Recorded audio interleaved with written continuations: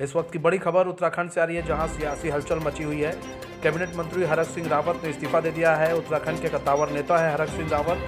BJP की तरफ से हरक सिंह रावत को मनाने की कोशिश लगातार की जा रही है। तो बड़ी खबर आपको बता रहे हैं, उत्तराखंड में सियासी भूचाल आया हुआ है। इस वक्त कैबिनेट मंत्री हरक सिंह रावत ने इस्तीफा दे दिया है। उत्तराखंड के कद्दावर नेता हैं हरक सिंह रावत। बीजेपी की तरफ से हरक सिंह रावत को मनाने की कोशिश की जा रही है। बताया जा रहा है राजपूत समाज के एक बड़े नेता में उनकी गिनती होती है, एक बड़ा चेहरा है। बीजेपी उनको मनाने की कोशिश कर रही है। मान मनोबल में बीजेपी लगी है। बीजेपी की तरफ से कहा गया है कि उनकी जो नाराजगी है उसको दूर करने की कोशिश की जा रही है। इस बीच हमारे साथ कांग्रेस नेता राजेश कंडारी जुड़ चुके हैं। राजेश जी, स्वागत है हमारे चैनल में आपका। जी भाई साहब, नमस्कार। राजेश जी, एक बड़ी सियासत हो रही है इस वक्त और बड़ी हलचल भी तेज हो गई है। हरक सिंह रावत ने इस्तीफा दे दिया है बीजेपी से। कहा जा रहा है, कयास ये लगा रहे हैं कि फिर से उनकी घर वापसी हो सकती है कांग्रेस के अंदर। देखिए, ये राजनीतिक दलों में जब भी चुनाव होते हैं चलता रहता है। चूंकि उत्तराखंड एक बहुत छोटा सा राज्य है और यहाँ पे मुख्यतः बीजेपी और कांग्रेस ही समय समय पे शासन में आते हैं, तो ये एक राजनीतिक दलों के अंदर जो चलता रहता है एक सामान्य प्रक्रिया। और जहाँ तक वापसी की बात है तो बेहतर है कि इसमें कांग्रेस हाईकमान और जो हमारे प्रदेश प्रभारी हैं, कांग्रेस संगठन है, और ये जो भी उचित निर्णय लेंगे जल्दी आपके सामने आ जाएगा। राजेश जी, एक चीज और देखी जाती है। देखिए, पहले ये बीएसपी में थे, उसके बाद कांग्रेस में आए, फिर बीजेपी में गए और बीजेपी से इन्होंने शुरुआत की थी अपने राजनीतिक कैरियर की। फिर ये बीजेपी में आए, फिर कांग्रेस में आने की तैयारी हो रही है। क्या ये जो प्रक्रिया चल रही है, ये जो बागी हो जाते हैं, क्या इनके ऊपर भरोसा किया जा सकता है? एक बार अब ये फिर कांग्रेस में आएंगे, क्या कांग्रेस इन पर भरोसा कर सकती है? क्योंकि जब ये बीजेपी में गए तो उसके बाद कई ऐसी चीजें हुई, फिर कांग्रेस के लोगों ने, भाई जब बड़ा नेता जाता है किसी में तो फिर उसको भरता है, उस जगह को भरता है। क्या जब ये आएंगे वापस दोबारा, ऐसे कयास जो लगाए जा रहे हैं, तो क्या जो और लोग हैं और जो नेता हैं, क्या उनको एक्सेप्ट कर पाएंगे? जो कार्यकर्ता हैं वो उनको एक्सेप्ट कर पाएंगे? जी मनीष जी, देखिए, मैंने पहले भी बोला था कि इस प्रदेश में समय समय पे कांग्रेस और भारतीय जनता पार्टी, और निश्चित रूप से जो प्रदेश की राजनीति करने वाले कद्दावर लोग हैं, जब ये अपनी अपनी विधानसभाओं में जाते हैं और 5-5, 6-6 बार, चाहे वो भारतीय जनता पार्टी के लोग हो चाहे कांग्रेस के लोग हो, तो जनता का एक बहुत बड़ा इन पे भरोसा होता है। और यही राजनीतिक दलों के साथ होता आया है। ये अपनी विधानसभा में अपने क्षेत्र की मांगों को मनवाने के लिए, जिसको हम प्रेशर पॉलिटिक्स कह सकते हैं, निश्चित रूप से ये उसी का एक हिस्सा है। जब नहीं राजेश जी, एक चीज और भी देखिए ना, कि देखिए आपको, जब हम बीजेपी के विधायक भी हैं, हम जब किसी सिंबल को देखकर वोट देते हैं, अब जैसे जहां से ये विधायक हैं वहां के लोगों ने इनको बीजेपी का समझकर वोट दिया और इन्होंने सोचा कि ये काम करेंगे, ये फिर अब अपना रंग दिखा रहे हैं, अब ये पार्टी छोड़ रहे हैं, इस्तीफा दे रहे हैं। तो क्या अब ऐसे लोगों पर विश्वास किया जा सकता है? क्या अब विधायकों पर विश्वास किया जा सकता है? क्योंकि इस तरह की चीजें होंगी तो फिर असर तो जनता पे पड़ेगा। वो तो पार्टी छोड़ ले, उनके लिए तो कुछ बात नहीं, वो तो एक पार्टी छोड़ेंगे दूसरी पार्टी में चले जाएंगे, लेकिन जनता कहाँ जाएगी? जनता तो इन सबके बीच में पिसती है ना। देखिए, जनता उसी राजनेता का साथ देती है जो उनके क्षेत्र से और उनसे संबंधित जो भी उनके काम होते हैं, वायदे होते हैं, जो उनको पूरा करते हैं। और मैं पहले भी बोल चुका हूं कि इस प्रदेश में भारतीय जनता पार्टी और कांग्रेस, ये दो ऐसे दल हैं कि जो समय समय पे शासन सत्ता में रहते हैं। और इस प्रदेश के एक आप विडंबना ये भी देख लीजिए कि अभी जो तीन चुनाव अभी तक पहले हो चुके हैं, इसमें एक बार कांग्रेस, एक बार बीजेपी, फिर कांग्रेस, और हिमाचल के परिप्रेक्ष्य में और इस प्रदेश की जो एक पहाड़ी क्षेत्र होने के नाते लगभग पॉलिटिक्स भी एक ही जैसी है। आपने देखा होगा कि हिमाचल में भारतीय जनता पार्टी की सरकार रहती है, वहां पे अभी एमपी का चुनाव भारतीय जनता पार्टी के लोग हार गए।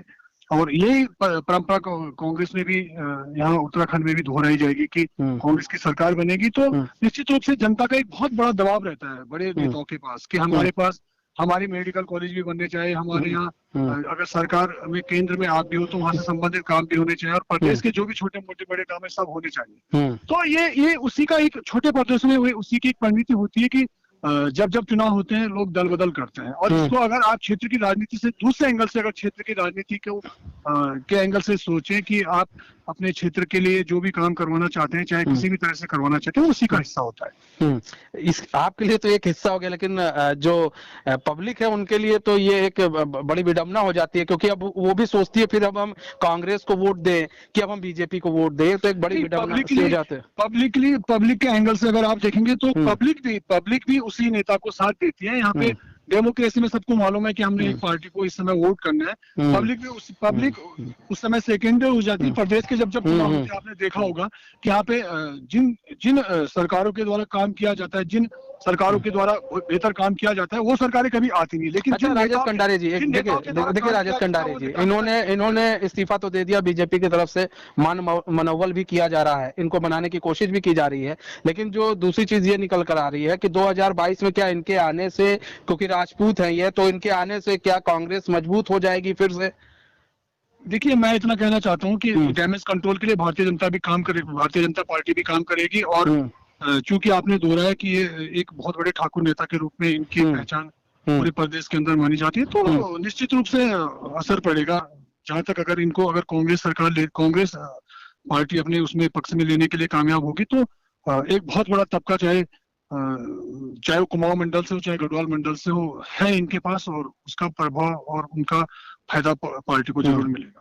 मतलब आप मानते हैं कि इनका जो प्रभाव है हरक सिंह का, वो जिधर भी जाएंगे पलड़ा उधर कुछ ना कुछ तो राजपूतों का भारी रहेगा।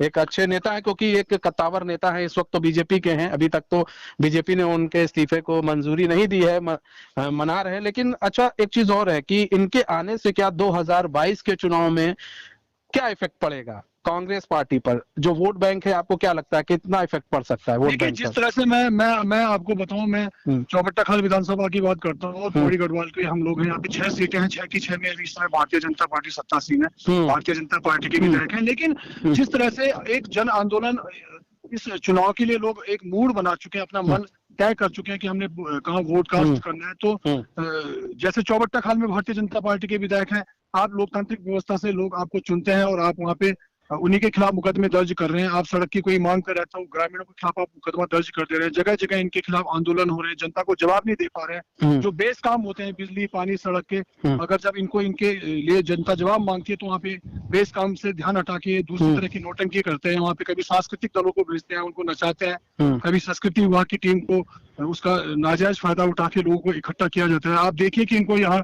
भीड़ नहीं मिल पा रही। कुछ दिन पहले हमारा युवा कल्याण विभाग का एक कार्यक्रम था, ब्लॉक स्तरीय कार्यक्रम था, उसमें जबरदस्ती डीएम पे दबाव बना के वहाँ पे क्षेत्रीय विधायक ने वहाँ पे अपनी उपस्थिति इसलिए दर्ज की कि अगर वो अपने भारतीय जनता पार्टी के कार्यक्रम बुलाते तो वहाँ पे भीड़ इकट्ठी नहीं हो पा रही थी। तो तमाम ऐसे इस तरह से अगर देखा जाए तो कहीं ना कहीं पूरी जनता त्रस्त है भारतीय जनता पार्टी से, और जब भारतीय जनता पार्टी से त्रस्त है तो निश्चित रूप से कांग्रेस के जो भी नेता रहेंगे इनको फायदा मिलेगा ही मिलेगा।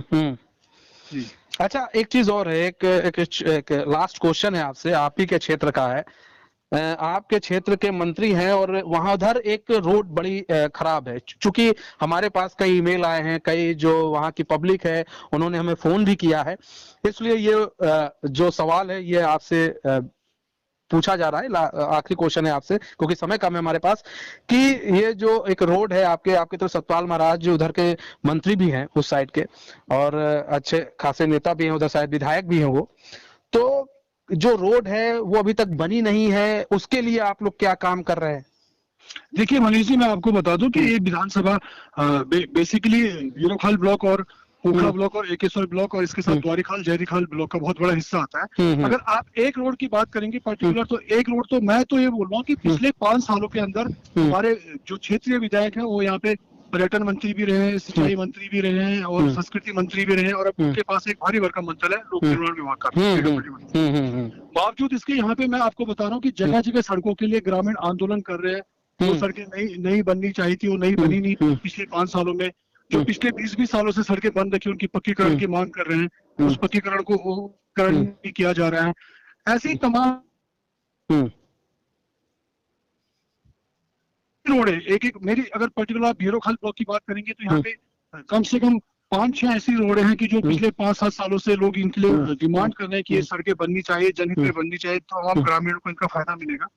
लेकिन जब ये आते ही नहीं पहले तो क्षेत्र में, और जब क्षेत्र में आते हैं तो आप लोगों का इनसे भरोसा उठ चुका है। कुछ दिन पहले आपने देखा होगा कि चंदौली परिंडा मोटर मार्ग में ग्रामीण इनके खिलाफ आ गए और उतर के इनके काफिला रोका गया। जी महिलाएं थी, काफिला रोक के मुर्दाबाद के रेगुलर वो और रेगुलर किया नहीं जा रहा है। ऐसे लोगों की रोड है, वहाँ पे महिलाओं को एनएच जाम करना पड़ा सुबह 2 बजे से लेके, और दिन में 11 बजे तक चक्का जाम किया उन्होंने वहाँ पे। बावजूद उसके अभी तक सड़क की स्वीकृति नहीं मिल पाई है। ठीक एकेश्वर ब्लॉक में महिलाएं अपने सड़क के डामरीकरण की मांग की, बात कर रहे थे, वहाँ पे घटिया डामरीकरण होता को अवगत कराना चाह रहे थे कि हमारे क्षेत्र की ये समस्या है। मंत्री ने बात न सुनते हुए ग्रामीणों पर मुकदमा दर्ज कर दिया। तो ये विडंबना, देखिए चुने हुए जनप्रतिनिधि अगर अपना काम नहीं कर पा रहे हैं और जनता उसके खिलाफ बोल रही है तो उसमें मुकदमा दर्ज कर दिया जाता है। ये लोकतंत्र की एक इस सहिष्णुता से आगे हम क्या कह सकते हैं, बताइए आप।